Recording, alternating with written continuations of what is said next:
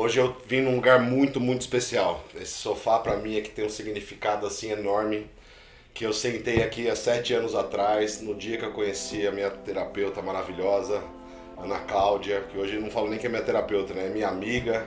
Às vezes eu até ligo pra ela e falo assim, eu preciso de uma mãe. A Ana é tudo isso numa pessoa só. E foi neste sofá que tudo começou, a curva da mudança, de várias coisas.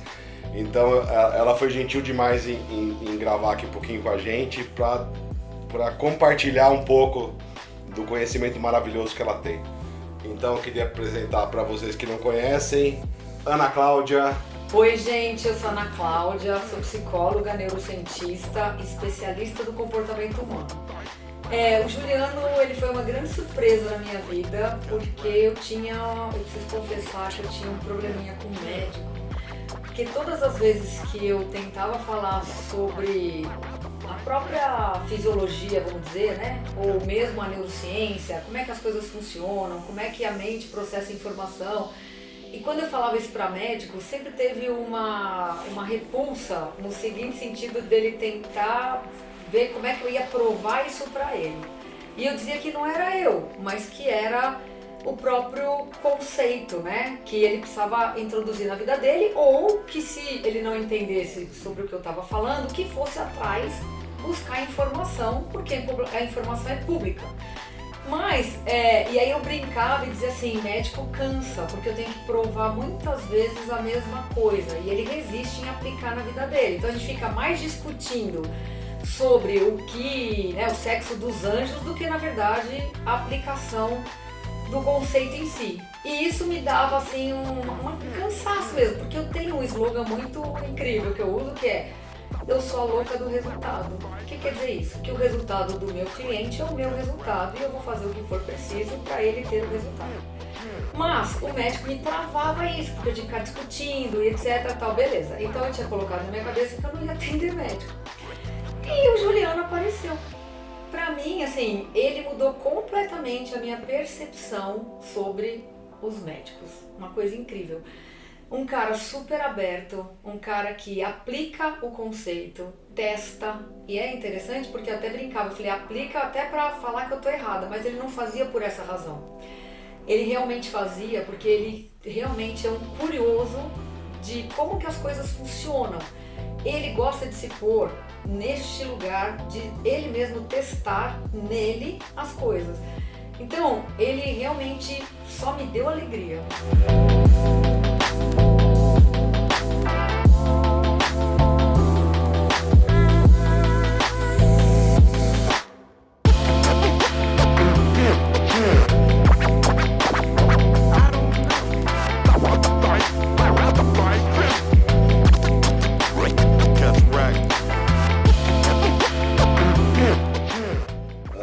Falasse um pouquinho sobre comida, sobre assim, qual que é a dificuldade que a gente tem de controlar a comida, por que a comida é muito mais difícil de controlar do que outras coisas, por que a gente olha e... Explica um pouquinho. Então vamos lá, a gente tem que entender uma coisa muito simples, né? O nosso corpo ainda é o mesmo corpo do homem da caverna. E o que o homem da caverna tinha que fazer? Ele tinha que acordar e ir buscar comida. Tinha iFood? Não tinha geladeira também. Então ele tinha que caçar. E ele fazia o quê? Exercício físico para caçar, caçava e ele tinha que comer rápido. Ele tinha que comer rápido porque o sangue do bicho atraía predador, do homem. Então, se a gente for entender que a nossa, né, que a gente ainda é desse jeito, é claro que a hora que a gente vê comida na frente, a gente vai comer rápido, o que engorda, porque ele precisava disso para ter célula adiposa, né, como reserva. A gente vai comer rápido, se a gente não perceber, e a gente vai querer comer o maior número possível ali de colocar para dentro. E a gente tem que comer para viver e não para morrer. Hoje a gente tem tudo na palma da mão, eu consigo pedir qualquer coisa para comer agora, se eu quiser.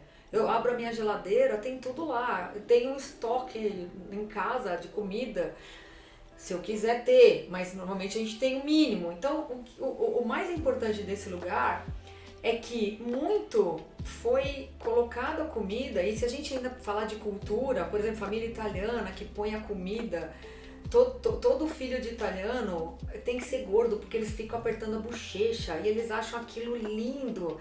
E aquilo é saúde, mas não é, mas é como eles olham e tal. E é muito importante a gente fazer essa reflexão. Outra coisa, o maior erro das mães com criança pequena é dar comida para a criança quando ela tá com fome. O prato ela põe para ela. Ela põe o prato. A mãe com fome. A mãe com fome vai colocar comida pro filho. Só que ela põe o prato com a fome dela. E aí ela fica entuchando no menino ou na menina para comer rápido, porque ela tá com fome. E além disso, a criança fala, já tá bom, ela não, tem que comer tudo. Então ela começa a mudar o senso de percepção de saciedade da criança. E aí começa tudo isso. Além disso, eu vou te contar que eu sou de família italiana e eu passei por tudo isso, eu me conheci nesse lugar para poder me diferenciar desse lugar. E o ápice desse lugar foi eu conseguir ir numa churrascaria cara, comer o suficiente e ir embora. Porque o meu pai dizia o seguinte, a gente vai numa churrascaria, coma até morrer. Porque assim, tem que valer o preço. E eu não. A gente tem que dar prejuízo. Eu era pequena e aquilo ficou na minha cabeça. Então eu já tinha. E outra, come tudo que tá no prato. Não importa se você tá. Já come, não importa. Tem um monte de gente passando fome. Qual a lógica disso? Eu tenho uma filhinha de um cliente meu que foi maravilhoso. Ele pegou, porque muitas vezes a gente pega essas informações sem pensar, a gente repassa para os nossos filhos. Com certeza. E ele chegou um dia para a criança, a filha tem acho que 2 anos, e falou assim, filha, come tudo porque tem criança passando fome. Ela falou assim, então leva para ela. Ele veio e falou, Ana, eu vi que eu tava fazendo um negócio e olha o que ela falou. Então essas coisas vão sendo embutidas na casa. E a gente vai repassando sem pensar. Por isso que a gente tem que se perceber. Pra ir mudando, pra mudando a relação disso. Porque uma coisa que, se eu não me perceber, eu não vou conseguir me autorregular e me diferenciar da minha família.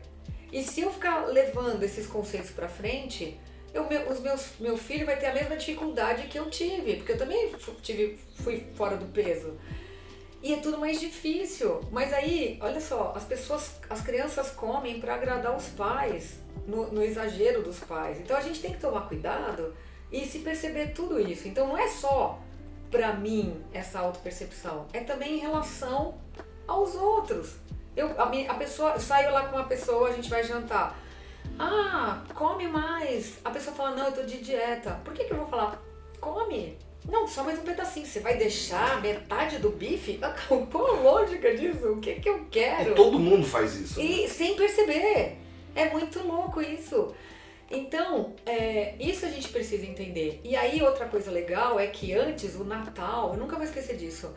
Na minha época, não tinha esses aplicativos de comida, não tinha tanta, né? Então, por exemplo, panetone. Hoje, panetone tem o dia, assim, o ano inteiro, se você quiser. Antes era só perto do Natal. Exato. Hoje você consegue fazer uma receita, você consegue aprender a fazer panetone pelo YouTube, você pode fazer panetone em março, que foi o que eu fiz. Eu fui quebrando esses lugares de super esperar, porque na minha família a gente super esperava o Natal, porque tinha coisas que a família só fazia no Natal. Era o Chester, só tinha no Natal. Era o Tender Bolinha, só tinha no Natal. Era o próprio panetone, a cereja. Gente, tem cereja, às vezes até bem antes do Natal, porque tem enxerto e etc. Então, hoje mudou tudo e a gente tem que pensar sobre isso. O Natal não é comilança, o Natal nem é pra isso. Né? Ah, tudo bem, a mesa, todo mundo senta. Sim, é família, uma reunião de família, beleza, mas não era uma comilança, todo mundo leva um monte de comida, aquilo sobra e fica comendo. Então fica comendo até passar mal. Não, fica até janeiro, né? Então, ou comendo até passar mal. A gente tem que repensar isso, porque não é nem saudável, mas tá ligado muito a hábito. Então, mas me conta quando você fez um prato natalino fora do Natal pra provar pra você mesmo que você podia comer comida de Natal em qualquer época do ano. Eu fiz o prato, eu fiz o panetone. Fez o panetone em março, né? Eu fui na churrascaria, e comi só o limite. Então assim, esse tipo de coisa é libertador. É que a gente tá falando de liberdade, eu também acho. Isso. Hoje você sentar numa churrascaria, cara, e comer o suficiente e aproveitar, tá maravilhoso. Porque a questão não tá... Mas você não comeu 2 kg de carne? Não comi. Então, mas gente, tá eu ótimo. fui lá só pra comer. Aí fica o dia inteiro passando mal. necessário. Então, pra quê? Né? Olha, por exemplo, a gente foi almoçar junto, o dia que eu te contei do projeto e tudo, a gente pediu um peixe maravilhoso naquele restaurante de peixe aqui de Perdiz. É verdade. Se eu lembrasse o nome, eu ia fazer um merchan pros caras, que tava bom Eu mesmo. não lembro também. Mas daí que acontece, né? Eu fiz um prato, você fez um, e tinha. O prato era meio grande, né? Mesmo pra 2, mas tinha comida que sobrou ali, né? Sim. Eu lembro que a gente tava conversando, eu olhava pro meu prato, eu olhava pro que tinha na mesa. Eu olhava pro meu prato, eu olhava pro que tinha na mesa. Eu falei, Ana, achei. Toda vez que eu sento pra comer e tá todo mundo comendo, eu fico olhando se meu prato acabou e se tem o que tem na mesa pra ver o que meio que vale comer um pouco mais, mas assim, eu nem com fome tava, entendeu? Porque eu já tinha comido um... Daí você falou assim, Juliano, você pode comer esse peixe a qualquer hora que você quiser. Você vem aqui em outro dia, senta e come de novo. Você não precisa... leva! Ou leva, né? mas você não precisa comer tudo agora só porque ele tá aqui. E assim, é um negócio tão óbvio, mas aquilo entrou na minha cabeça que nem um negócio doido, assim, como se fosse uma revelação, sabe? Mas então... Mas é uma coisa tão... né, que se você explica, parece tão óbvio. Mas o óbvio tem que ser dito. O óbvio tem que ser dito. E as coisas... A gente se distanciou muito do simples. A verdade é essa. Tudo é muito grande e parece que a gente nunca vai conseguir. É muito louco isso. A gente foi para vários lugares, criou tanta coisa e a gente se perdeu um pouco da base. Por isso que a gente tem que voltar para a base e entender esses conceitos de que eu tô com fome. É muito se fazer pergunta. O diálogo interno, ele é uma comunicação pouco praticada pelas pessoas. Você fazer uma pergunta pra você mesmo antes, você né? dialogar... Antes de atacar, né? Exato. Então assim, eu tô mesmo com fome. É igual impulso também de compra, por exemplo. Sim. A pessoa vai lá no shopping, compra um negócio, chega em casa, tem 3 sapatos da mesma cor. Ah, mas é porque tava na promoção. Mas você precisa... que gaste outro, né? Então, mas você precisa, vai ter outra promoção. Sempre vai ter promoção. Você precisa, então, é isso que você tem que treinar. Isso é para qualquer consumo. O diálogo interno, ele é um treino. Você precisa perguntar as coisas. Viu, Vitor? Tô me treinando, viu, cara? Tá ó, quase lá, tá gracinha. quase, falta só um Mas é pouquinho. bom quase, né? Quase, porque você vai... Quase perfeito, Vitor. Eu acho que o mais legal é que o bom é que a gente nunca vai ser perfeito. Essa é a parte boa. Porque o quase faz entender isso, né? não, esquece. E não se autopunir, né? Não. Tipo, comi um chocolatinho que não devia, acabou o mundo. Mas não, então, esse conceito da punição, ele tá ligado ao auto-boicote também. Porque se eu me perdi aqui, eu vou fazer barranco abaixo? Eu vou deixar o desejo entrar e aproveitar, ser oportunista? E aí, se já tá ruim, porque eu já não gostei de ter errado, vai piorar. Aí você Qual a ladeira lógica? abaixo e dá aquele baita sensação de culpa, né? Então, mas qual a lógica? Não sei. Hábito. É hábito. Então, assim, por isso que eu te falo, tem que conhecer a força do desejo, Você porque acha que ele é oportunista. Até aquele sentimentozinho ruim de ladeira abaixo faz parte do hábito, daí você meio que faz ladeira abaixo pra sentir aquela... Não é consciente, Tá. porque quando vira consciente, você maneja, você arruma. É automático. É automático, mas como tudo. O comer muito, tudo. É isso que eu falei, da gente herdar, né, da cultura, dependendo de como você foi criado, e ficar transportando isso para sua realidade, levando isso como uma coisa normal da família. Mas as pessoas têm que parar para pensar sobre isso. Eu só consigo arrumar algo se eu identifico o que eu preciso arrumar. Então, primeira coisa, identifique um problema. E agora, começa a fazer pergunta, como você vai resolver este problema? Depois que você criar a estratégia, porque o pensamento é livre, resista ao pensamento que vai tentar ir contra, né? Invalidar, se meter ali. Invalidar. Insista, e você vai ver que é lindo. Quando você tem todos esses conceitos, você sabe, é difícil a gente ser pego. Eu perguntei pro Vitor assim, né? Vitor, quando você tá... Porque o Vitor compete, né? Então você falou assim, Vitor, quando você tá com aquele carbo baixo, com aquela comida pouca, que você tá com fome, é sexta-feira, como que você maneja isso na sua cabeça, né? Porque assim, a gente falou de um monte de ferramenta aqui, mas eu fui perguntar pra um atleta como é que ele maneja esse negócio. Daí ele falava assim, ô, Juliano, no meu dia mais duro, no pior momento, eu pensava assim, se eu vencer hoje, que tá o pior, eu vou conseguir vencer os outros dias e amanhã eu vou ter uma sensação de vitória. Que é a sensação, por exemplo, ele falou assim, me dá a mesma sensação de ter comido pizza ou de ter comido hambúrguer. Ele falou assim, não é porque eu não fico comendo essas coisas que eu não tenho vontade. Claro. Eu tenho vontade, só que eu falo assim, não, eu tenho um objetivo maior, eu vou competir. Eu preciso vencer esse dia mais filha da mãe, que essa coisa, esse dia que tá horrível, que tudo tá me empurrando pra errar. Sim. Aí quando eu resisto a esse dia, me dá uma satisfação muito grande. Eu achei isso fenomenal. Mas isso tá ligado ao propósito. Por isso que a gente tem que determinar o que eu quero.